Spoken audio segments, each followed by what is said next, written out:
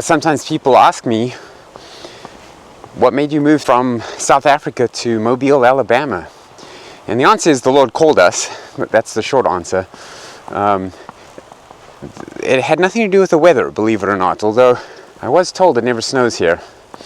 Anyway, my friend Austin Duncan got a bee in his bonnet about how I would be the right man for the job to take over this church here in Mobile. And I was in South Africa after seminary in 2005. My wife and I moved there and remained there for 14 years, pastoring Hillcrest Baptist Church.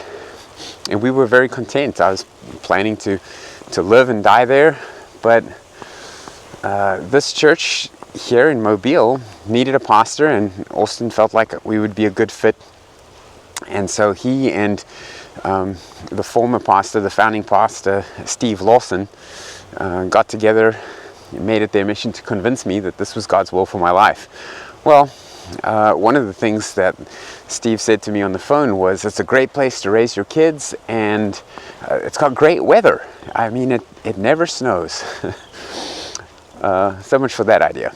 But we went to our elders at Hillcrest, and they supported the idea. I asked my kids if they would consider living in America, and they said, can we bring the dog?